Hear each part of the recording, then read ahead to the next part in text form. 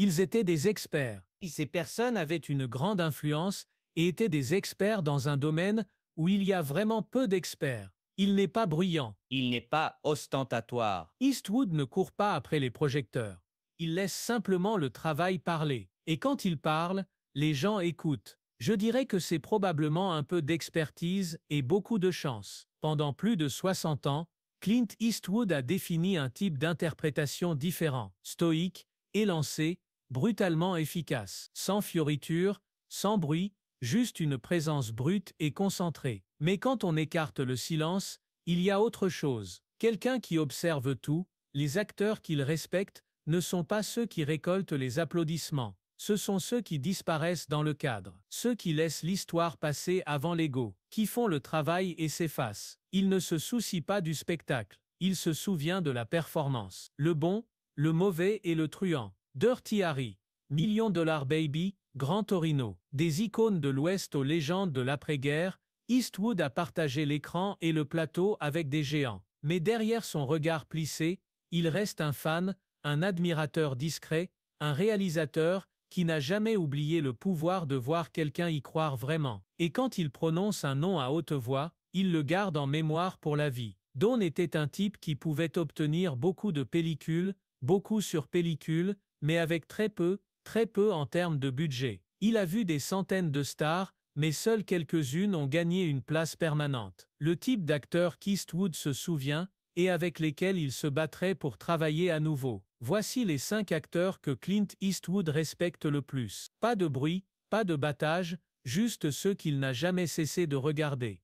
Numéro 1, James Cagney. Clint Eastwood n'a jamais eu besoin de travailler avec James Cagney pour l'admirer. Il suffisait de le regarder une fois. À Hollywood, le respect vient généralement avec une poignée de main, un titre en une ou une citation dans un magazine. Mais pour Eastwood, Cagney existait à un tout autre niveau. Il n'a pas seulement influencé l'industrie, il l'a redessinée. Et Eastwood n'a jamais oublié. Cagney n'était pas lisse, il n'était pas imposant, mais à l'écran, il était volcanique. Un chaos contrôlé. De l'ennemi public à l'enfer est à lui, il a maîtrisé quelque chose qu'Eastwood construirait plus tard sa carrière, maintenir la tension dans l'immobilité, exploser seulement quand cela comptait. Eastwood a dit un jour, quand j'ai vu Cagney, j'ai vu du danger, mais ce n'était pas bruyant, c'était concentré, réel. Pour un homme célèbre pour jouer des durs, Cagney se déplaçait comme un danseur, parce qu'il en était un. Sa physicalité n'était pas de l'arrogance, c'était de la chorégraphie. Chaque mouvement affûtait la scène. Aucun mouvement superflu,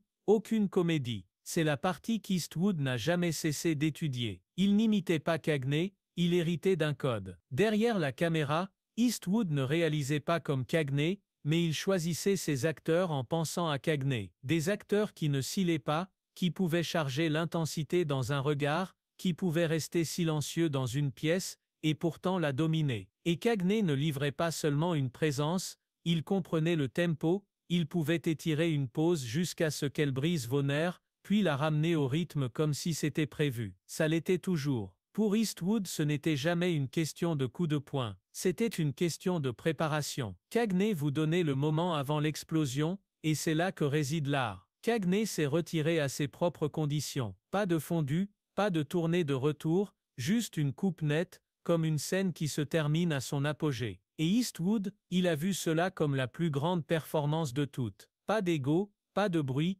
juste un héritage. Numéro 2, John Wayne. Clint Eastwood n'a jamais fui les comparaisons avec John Wayne, mais il ne les a jamais recherchées non plus. Parce que Wayne n'était pas un père, il était une ombre. Un monument dressé au début de la carrière d'Eastwood, projetant lumière et pression sur chaque western qui suivait. On ne battait pas Wayne. On construisait quelque chose à côté de lui, et on espérait que ça tienne. Wayne n'était pas complexe. Il n'avait pas à l'être, il arrivait, remplissait le cadre, et laissait l'histoire se plier autour de lui. Et pour Eastwood, c'était là son génie. Pas de truc, pas de couche, juste une présence. Eastwood a dit un jour, Wayne ne jouait pas comme un cow-boy, il était le cow-boy. Il y a une raison pour laquelle Eastwood n'a jamais essayé de le surpasser en dureté, au lieu de cela, il a redessiné le modèle. Là où Wayne apportait la certitude, Eastwood apportait le silence. Là où Wayne affrontait le danger avec une voix forte, Eastwood l'affrontait avec un regard. Mais rien de tout cela ne fonctionne sans que Wayne l'ait fait en premier. L'influence de Wayne n'était pas seulement cinématographique,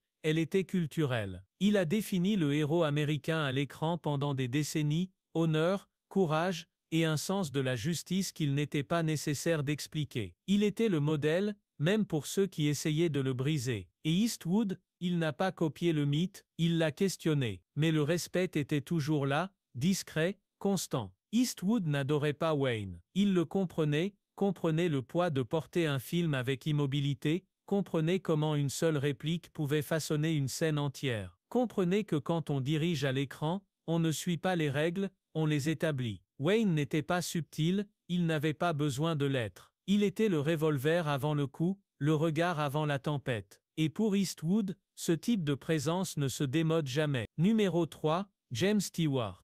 Clint Eastwood ne parle pas de sentimentalité, mais quand il mentionne James Stewart, il y a un changement, comme si le respect se resserrait en quelque chose de plus profond. Parce que Stewart n'était pas seulement un grand acteur, il était l'acteur qui a prouvé que la bonté pouvait avoir du poids, que la décence ne signifiait pas la faiblesse, que la clarté morale ne rendait pas un homme naïf, elle le rendait dangereux au bon moment. Eastwood a décrit Stewart comme ayant du fer sous du velours. C'est la phrase parfaite. Parce que Stewart ne venait pas vers vous avec fureur, il vous désarmait avec chaleur. Puis, juste quand vous pensiez l'avoir cerné, il tenait bon. Et vous réalisiez qu'il était inébranlable depuis le début. Une autorité discrète. Eastwood l'a volé, ou peut-être emprunté, assez longtemps pour en faire la sienne. L'héritage de Stewart ne repose pas sur des contes de corps ou de la bravade. Il repose sur des enjeux émotionnels, sur des hommes déchirés entre faire ce qui est facile et faire ce qui est juste. Et cette tension, cette guerre interne, était quelque chose qu'Eastwood a apporté à chaque anti-héros conflictuel qu'il a joué. Il n'était pas pareil en surface. Stewart était la conscience de l'Amérique, Eastwood son soupçon. Mais l'ADN était là, la retenue, le timing, la compréhension que parfois, le moment le plus puissant est celui juste avant l'explosion. Stewart n'élevait pas la voix, il n'en avait pas besoin. Il était le calme avant la confrontation, l'homme qui pouvait tenir un public en haleine avec juste une pause. Et Eastwood n'a jamais oublié que le silence pouvait être plus fort qu'un coup de feu. Numéro 4, Gary Cooper. Avant que Clint Eastwood ne mette un pied dans un saloon, Gary Cooper avait déjà écrit les règles de l'héroïsme western sans jamais élever la voix. Eastwood a appelé Cooper le centre tranquille du cinéma américain. Ce n'était pas de la flatterie, c'était une lignée. Cooper n'a pas seulement défini le rôle principal du western, il incarnait une sorte de masculinité stoïque qui n'avait jamais besoin de s'annoncer. Et Eastwood savait qu'on ne suivait pas cela. On en héritait. Les rôles de Cooper étaient sculptés dans la retenue. Dans le train sifflera 3 fois, il ne monologue pas, ne pose pas, ne supplie pas. Il attend simplement, stable, seul, tandis que le danger se rapproche. C'est ce qui a frappé Eastwood. Cette immobilité, ce refus de paniquer. Cooper a montré qu'on pouvait porter un film sans jamais outrepasser, sans jamais pousser, juste en tenant sa position. Pour Eastwood, Cooper est devenu le modèle, non seulement en tant qu'acteur, mais en tant que sorte de géométrie morale. Mâchoire carrée, ligne droite, il ne se précipitait jamais, ne mendiait jamais la caméra, et à cause de cela, chaque tressaillement, chaque clignement, chaque pouce de mouvement comptait. Ce que Cooper a enseigné à Eastwood, c'est le contrôle, le pouvoir du minimalisme, le poids de dire moins et de signifier plus. Même leur physicalité partageait un ADN. Les deux hommes se déplaçaient comme s'ils avaient passé des années à survivre en silence. Aucun mouvement superflu, aucun discours vide, juste la pression de la présence. Eastwood n'a jamais essayé de devenir Gary Cooper. Il n'en avait pas besoin, mais le fantôme des performances de Cooper, il restait dans la pièce, et Clint s'assurait qu'il ne parte jamais. Numéro 5, Eli Wallach. Clint Eastwood avait travaillé avec des stars, mais Eli Wallach n'était pas seulement une star, il était une explosion. Wallach n'arrivait pas sur le plateau pour s'intégrer, il arrivait pour perturber, déformer et déséquilibrer totalement le cadre. Et Eastwood adorait ça. Ils se sont rencontrés sur Le Bon, La Brute et Le Truand. Eastwood avait déjà joué L'Homme sans nom 2 fois. Il connaissait le rythme, le ton, le silence. Mais ensuite, Wallach est arrivé, bruyant, rapide, nerveux, imprévisible. Et soudain, le calme d'Eastwood n'était plus seulement du calme, c'était un contraste. C'était de la tension. La plupart des acteurs auraient pensé à reprendre la lumière. Pas Eastwood,